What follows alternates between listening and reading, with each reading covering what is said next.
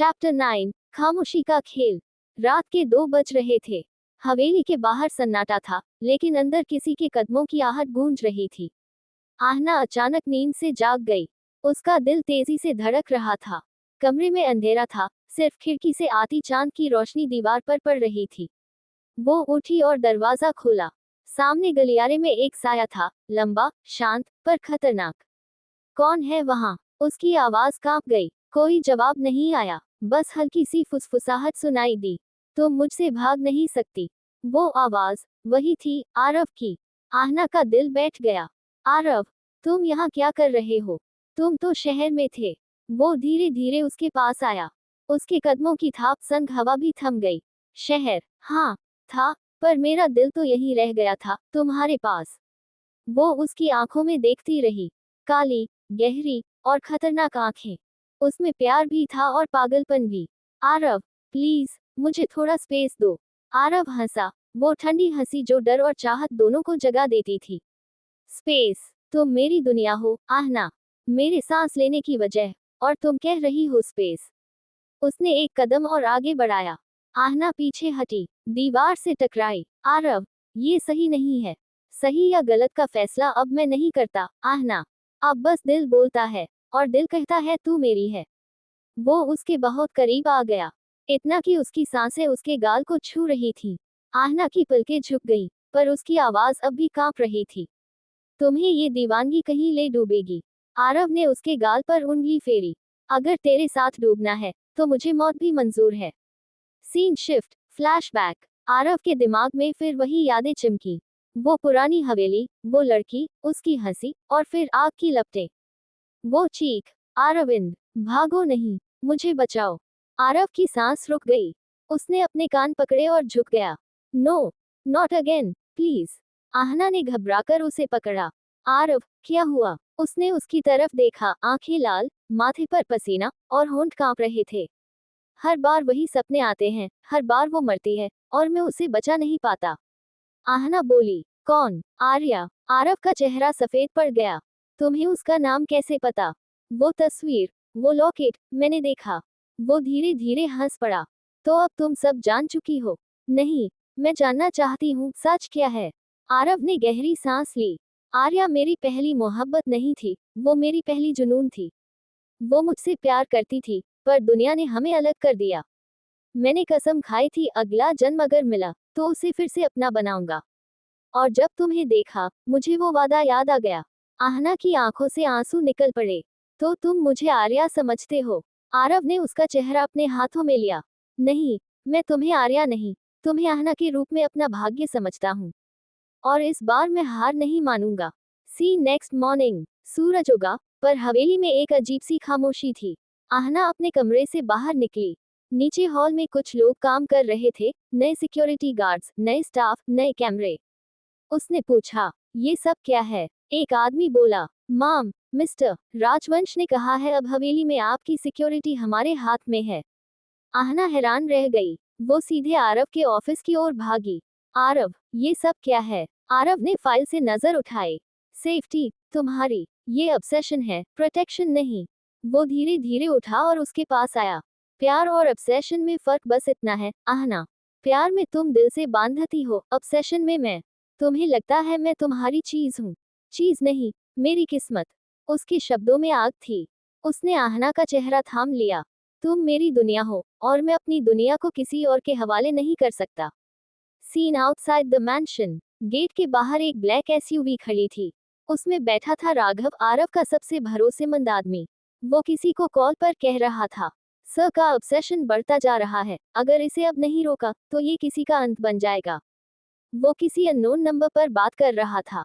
आवाज आए, मुझे सब पता है, वो आर्या की मौत के सच के बहुत करीब है। इस बार हमें उसे रोकना होगा। राघव बोला, लेकिन अगर सर को पता चला, तो तुम मर जाओगे। कॉल कट गया। Scene night again. आहना अपने कमरे में बैठी थी। डायरी में लिख रही थी, कभी कभी सोचती हूँ, ये प्यार है या सजा। वो मेरी हर सांस पर हक जताता है, लेकिन जब वो पास होता है, डर नहीं लगता, सुकून लगता है। क्या ये पागलपन मुझे भी उसी रास्ते पर ले जाएगा? दरवाजा धीरे से खुला। आरव अंदर आया। वो पीछे से उसके कंधे पर हाथ रखता है। कितना लिखोई मेरे बारे में। तुम्हें कैसे पता? तुम्हारा हर पल मैं महसूस कर सकता हूँ। वो उसके सामने झुकता है, उसकी आंखों में झांकता है। आहना, एक सवाल पूछूं? क्या अगर मैं कहूं कि ये दुनिया तुम्हारे और मेरे बीच नहीं आ सकती, तो क्या तुम भी मेरे साथ सब छोड़ दोगी? आहना चुप रही। उसके दिल में एक डर था, पर होठों पर मुस्कान। प्यार और पागलपन में एक बारीक लकीर होती है, आरव। और मैं वो लकीर मिटा चुका हूँ। उसने उसका चेहरा अपने सीने पर रख लिया। अब चाहे जो भी हो, इस बार मैं तुम्हें खोने नहीं दूंगा। Scene parallel cut. हवेली के बाहर कोई अंधेरे में घुस आया। उसने कमरे के कैमरे बंद किए। जेब से निकाला एक पुराना लॉकेट। उसमें वही तस्वीर आर्या की। वो व्यक्ति फुसफुसाया, आरव, तेरा अतीत अब तुझे निगलने आ रहा है। Scene back inside. आरव की बाहों में आहना थी। उसने उसकी आंखों में झांकते हुए कहा, तू मेरी है, आहना, और अब ये कहानी कोई नहीं बदल सकता। आहना ने आंखें बंद कर लीं। वो जानती थी अब लौटना नामुमकिन है, क्योंकि उसका दिल भी अब उसी पागलपन का हिस्सा बन चुका था। Background voice narration tone. कभी कभी मोहब्बत इतनी गहरी होती है कि उसमें इंसान खुद को खो देता है। और जब दीवानगी हद पार कर जाए, तो बस एक रास्ता बचता है। या तो प्यार जीतेगा, या दोनों मिट जाएंगे। दिल टूटना चैप्टर 10। अतीत की परछाई। रात की ठंडी हवा हवेली के हर कोने में अजीब सी सिहरन भर रही थी। मोमबत्तियों की लौ डोल रही थी, जैसे किसी अनकहे डर से कांप रही हो। आहना अपने कमरे की खिड़की पर खड़ी थी। उसकी आंखें उस पुराने बगीचे पर जमी थी, वही बगीचा जहां उसे पहली बार डर और अपनापन दोनों महसूस हुआ था। नीचे आरव खड़ा था, काले सूट में, बाल हवा से बिखरे हुए, आंखें किसी सोच में डूबी हुई। उसकी उंगलियों में वो पुराना लॉकेट था, आर्या की यादों का साया। आरव, आहना की आवाज हल्की थी, पर आरव ने सुन ली। वो ऊपर देखा, और कुछ देर बस उसकी आंखों में देखता रहा। नींद नहीं आ रही? उसने पूछा। नहीं, कुछ बेचैनी सी है। अतीत की परछाई। आहना ने सिर झुका लिया। शायद। आरव धीरे धीरे सीढ़ियां चढ़कर ऊपर आया। हर कदम की आहट हवेली की दीवारों से टकरा रही थी। वो उसके पास आकर रुका। तुम डर रही हो मुझसे? तुमसे नहीं, उस चीज से जो तुम्हारे अंदर है। आरव मुस्कुराया, हल्की, दर्द भरी मुस्कान। वो चीज जिसे दुनिया दीवानगी कहती है। हाँ, तो सुनो, आहना, ये दीवानगी कोई बीमारी नहीं, ये वादा है, जो मैंने एक औरत से किया था, और अब उसे तुम्हारे जरिए पूरा कर रहा हूँ। आहना की आंखें नम हो गईं। आर्या। आरव ने उसकी ओर देखा। तुम्हें सब पता है? थोड़ा बहुत। बस ये नहीं पता कि उसके साथ क्या हुआ। आरव कुछ पल चुप रहा, फिर खिड़की के बाहर देखने लगा। वो रात आज भी याद है मुझे, जब आग लगी थी हवेली में। Fire flashback 6 years ago। Arvind Rajvansh, शहर का सबसे ताकतवर आदमी। और आर्या उसकी मंगेतर, एक सादा, निडर लड़की जो उसे हद तक चाहती थी। हवेली के पुराने हॉल में दोनों बैठे थे। आर्या ने कहा था, अगर अगला जन्म हुआ ना अरविंद, तो मैं फिर भी तेरी बनूंगी। वो हंस पड़ा, तू नहीं जाएगी कहीं, इस जन्म में ही वादा पूरा होगा। लेकिन उसी रात हवेली में आग लग गई। आर्या फंस गई थी, और अरविंद बाहर था। आर्या। वो दौड़ा, लेकिन धुआं इतना घना था कि कुछ दिख नहीं रहा था। उसने अंदर जाने की कोशिश की, पर बम जैसा धमाका हुआ, और आर्या की चीख हवा में गुम हो गई। अरविंद बच गया, पर आधी दुनिया जल गई। सिर्फ हवेली नहीं, उसका दिल भी राख हो गई। खोपड़ी बैक टू प्रेजेंट। आरव की आवाज भारी थी। मैंने खुद को कोसा, अपने गुनाहों को, मैंने सब कुछ छोड़ दिया। लेकिन फिर तुम आए, उसी हवेली में, उसी जगह, उसी मुस्कान के साथ। आहना की आंखों से आंसू बह निकले। तो तुम सोचते हो मैं आर्या का पुनर्जन्म हूँ? मैं जानता हूँ, आहना, क्योंकि जब तुम हंसती हो, मुझे उसकी आवाज सुनाई देती है। जब तुम डरती हो, मुझे उसकी सांस महसूस होती है। और जब तुम रोती हो, मेरा दिल वैसे ही टूटता है, जैसे उस रात टूटा था। आहना पीछे हटी। आरव, ये सब बस तुम्हारा भ्रम है। मैं वो नहीं हूँ। आरव ने उसका हाथ पकड़ लिया, कसकर। नहीं, तुम वही हो। और इस बार, मैं तुम्हें खोने नहीं दूंगा। उसकी पकड़ इतनी मजबूत थी कि आहना का हाथ दर्द से कांप गया। छोड़ो मुझे, तुमसे दूर जाना अब नामुमकिन है। वो चिल्लाए, आरव, ये प्यार नहीं, ये कैद है। अगर तेरी सांसों में मेरा नाम है, तो इसे कैद नहीं, मुकद्दर कहते हैं। Scene change storm outside. बिजली चमकी, खिड़कियां हिलने लगी। आहना दरवाजे की ओर दौड़ी, लेकिन वो लॉक था। वो मुड़ी। आरव वही खड़ा था, हाथ में वही लॉकेट, आंखों में आंसू और पागलपन साथ साथ। देखो इसे, उसने लॉकेट दिखाया। यही उसकी तस्वीर थी, और अब इसमें तुम्हारी। क्यों? क्योंकि अब तुम मेरी आर्या नहीं, मेरी आहना हो, और मैं तुम्हें खोने से पहले खुद को मिटा दूंगा। वो झुक गया, जमीन पर बैठा। तुम समझती क्यों नहीं? मैं तब नहीं बचा सका उसे, लेकिन इस बार, अगर तुम्हें कुछ हुआ तो मैं खुद को नहीं छोड़ूंगा। आहना की आंखें भर आईं। वो झुकी और उसका चेहरा थामा। आरव, तुम प्यार करते हो या खुद से बदला ले रहे हो?